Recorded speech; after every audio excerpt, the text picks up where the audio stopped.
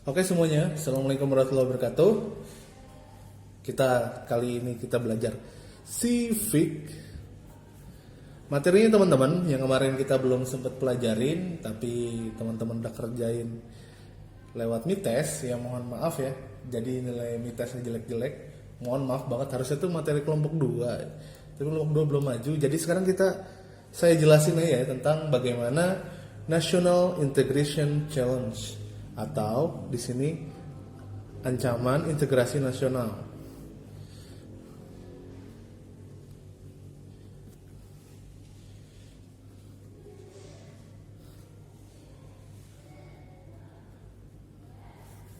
Oke. Karena integrasi di sini berasal dari bahasa Inggris yakni integrate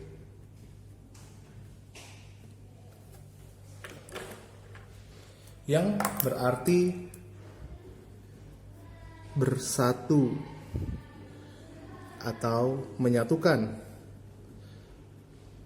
Nah, berarti yang akan kita bahas kali ini adalah hal-hal apa aja yang bisa merusak keutuhan kita, kebersatuan kita sebagai bangsa yang disebut sebagai NKRI. Oke.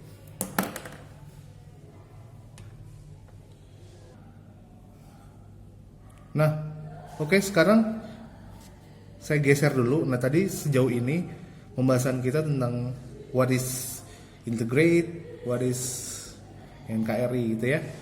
Nah, sebelum kita masuk ke dalam menu berikutnya yaitu tentang macam-macam ancaman integrasi nasional, sekarang kita masuk dulu karena ini menyangkut tentang NKRI, maka kita berbicara tentang Indonesia. Di Indonesia sendiri, untuk mengatasi ancaman integrasi nasional, pemerintah pada tahun 2016 di masa era Bapak Jokowi gitu ya, dengan melalui Menteri Pertahanan,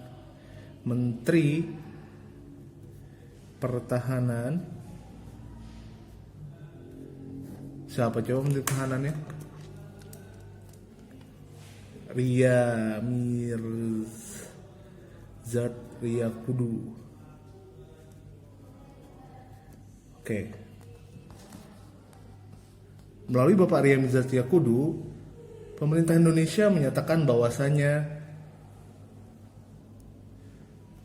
penduduk Indonesia wajib bela negara apabila nanti dibutuhkan.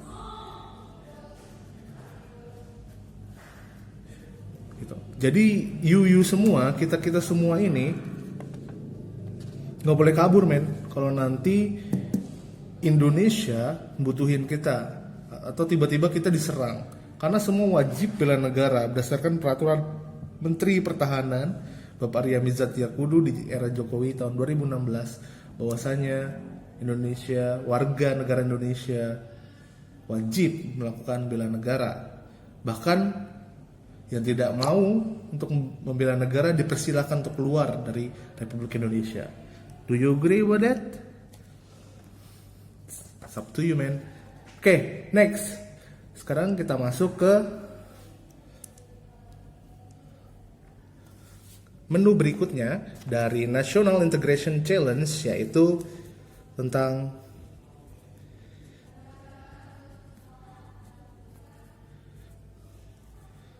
macam-macam tantangan terhadap integrasi negara kita.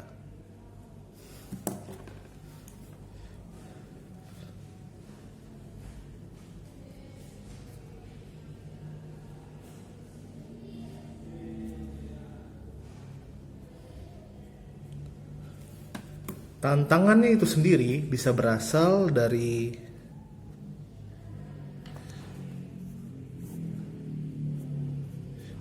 dua hal, yaitu dari dalam negeri dan dari luar negeri.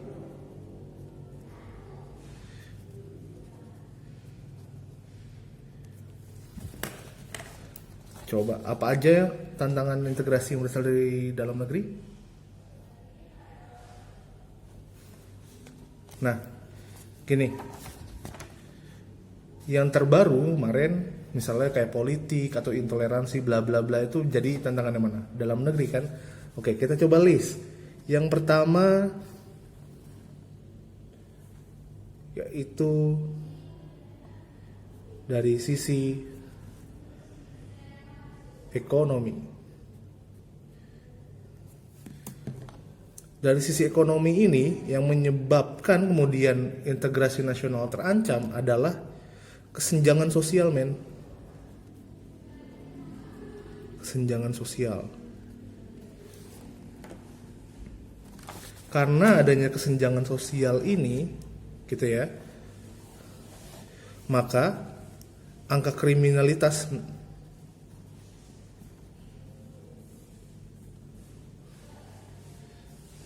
mengalami kenaikan, gitu ya. Nah, kalau angka kriminalitas itu naik, maka otomatis keutuhan kita sebagai NKRI akan terancam. That's why economic factor yang pertama akan menjadi ancaman integrasi nasional. Gitu ya, men.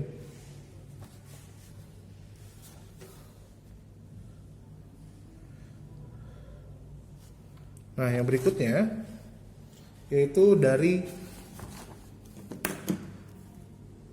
sosial budaya. Kenyataan bahwasanya RI itu adalah negara yang plural atau bisa kita bilang beragam,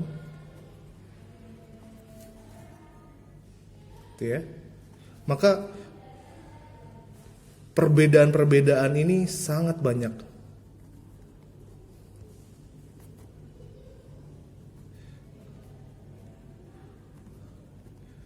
Gitu ya. Dan yang namanya perbedaan itu untuk bersatu diperlukan yang namanya toleransi.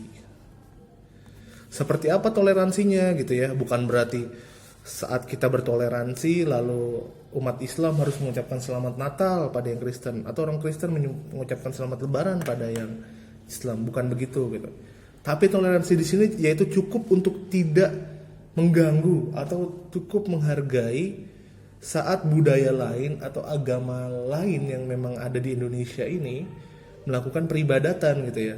Contohnya saat orang Hindu melakukan nyepi, kita sebagai orang yang non Hindu wajib menghormati gitu ya. Gitu ya. Jadi saat Hindu nyepi ya kita menghormati, nggak boleh terbang ke Bali, bandara tutup, semua harus sunyi. Even kita adalah orang Muslim yang ada di Bali, nggak boleh pakai azan dulu gitu untuk hari itu. Nah, begitupun saat kita melakukan puasa Ramadan gitu ya. Seharusnya toleransinya adalah menghormati orang-orang yang berpuasa, bukan menghormati orang yang tidak berpuasa. Karena apabila logika itu dibalik, maka kita akan menghormati orang yang tidak merayakan nyepi, bukan menghormati orang yang merayakan nyepi, begitu. Because tanpa toleransi, tanpa adanya rasa berbesar hati bahwasanya kita itu berbeda dan menghormati perbedaan itu, maka integrasi nasional NKRI ini nggak bakal pernah terjadi. Itu men. Nah, berikutnya dari sektor politik.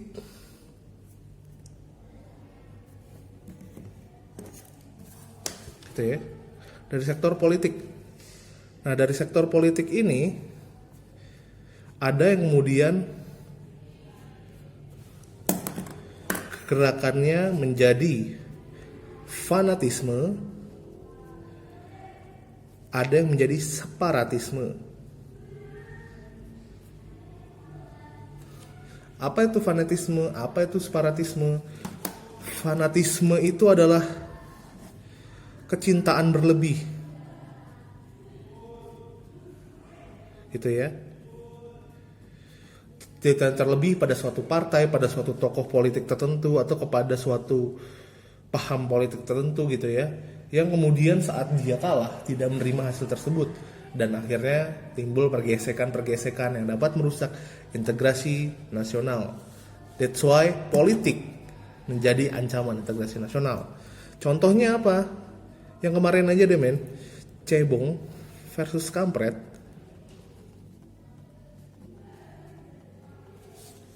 Nih ya, cebong versus kampret. Ini tuh nggak kelar-kelar men, gitu ya. Sampai kapan juga, sampai sekarang gitu ya, nggak bakal kelar, nggak kelar-kelar gitu. Nggak tahu nanti kelarnya kapan. Semoga segera. Nah, yang kemudian selain fanatisme, hal berbahaya dari politik berikutnya adalah separatisme. Separatisme ini adalah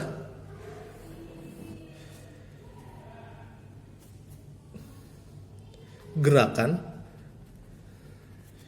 yang ingin pisah dari Indonesia,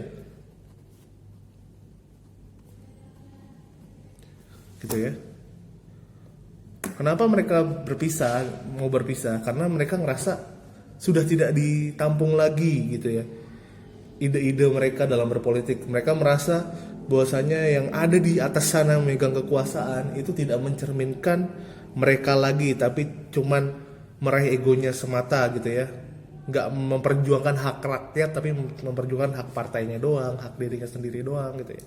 That's why di Indonesia ada beberapa gerakan separatis yang pernah ada, gitu ya.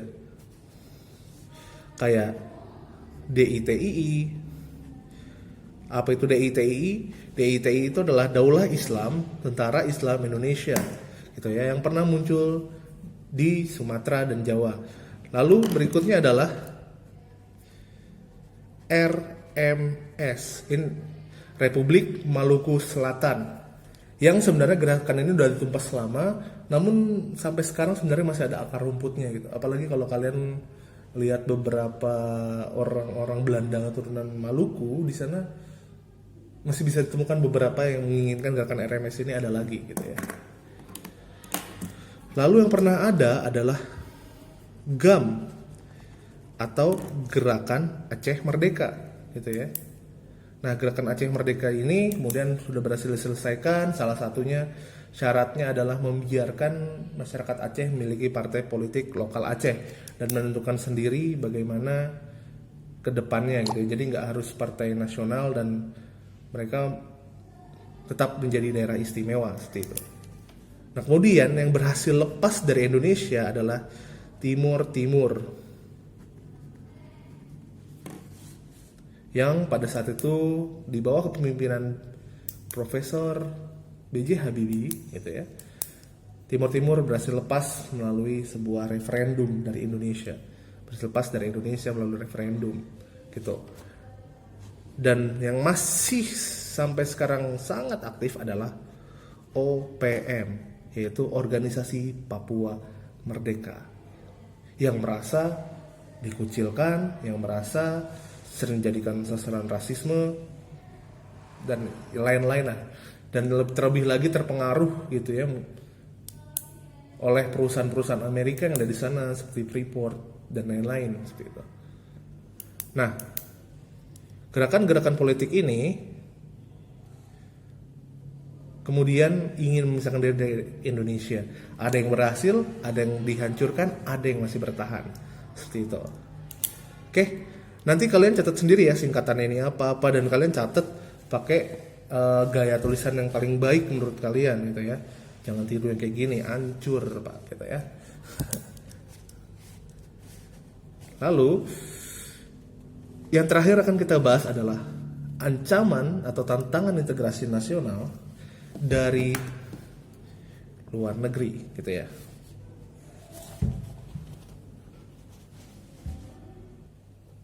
Yep, ancaman yang dari luar negeri ini, ancaman dari luar negeri ini,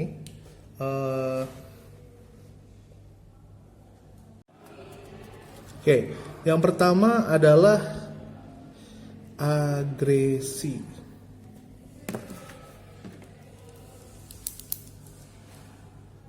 Yang sangat real kalau ini merupakan ancaman. Itu kenapa? Karena agresi itu bentuknya adalah serangan militer negara lain.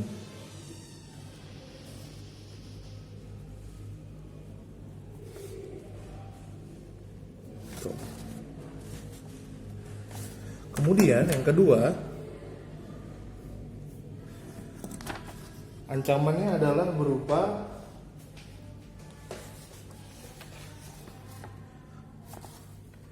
batas wilayah.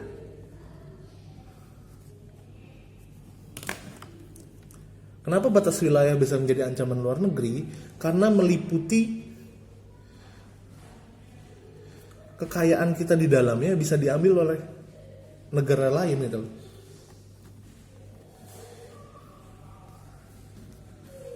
Misalnya kemarin masalah Laut Natuna yang diklaim oleh China sebagai wilayah dari negaranya seperti itu ya. Sementara sudah jelas melalui perjanjian internasional bahwasanya Natuna itu punya kita.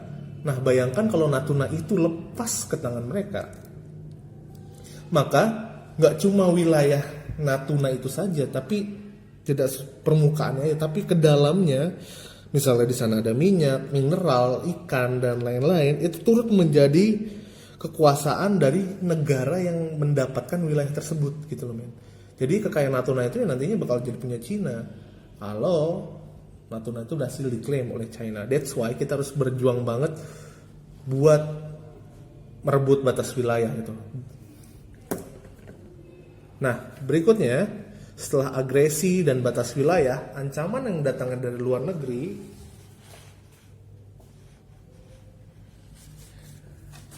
dapat berupa spionase. Spionase ini bahasa gaulnya apa ya? Mata-mata gitu loh men.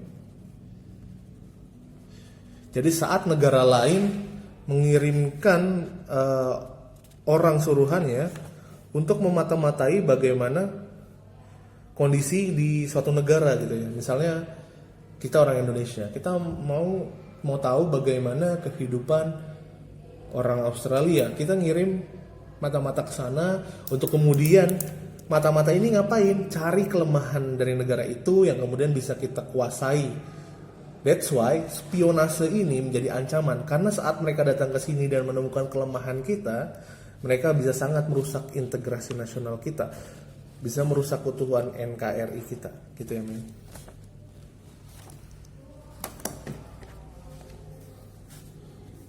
Berikutnya adalah sabotase. Kalau spionase tadi cuma mata-mata, nah kalau sabotase ini lebih gokil lagi men. Ini tuh kayak apa ya? Main tikung gitu ya. Aduh, istilahnya main tikung. Jadi saat pemerintah kita mau melakukan sesuatu, kemudian ditikung sama negara lain, kemudian dipotong sama negara lain, disabotase sama negara lain agar program tersebut gagal atau tidak jadi gitu ya. Misalnya saat kita ingin memberikan bantuan kepada Turki gitu ya, kemudian dari bantuan itu bisa membuat hubungan kita dengan Turki erat dan kemudian membuat negara lain takut.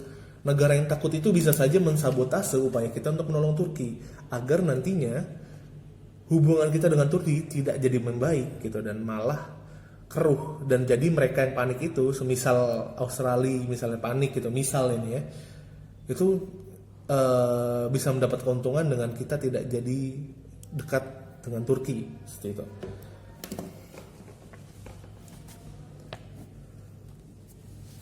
Lalu 1, 2, 3, 4 yang kelima adalah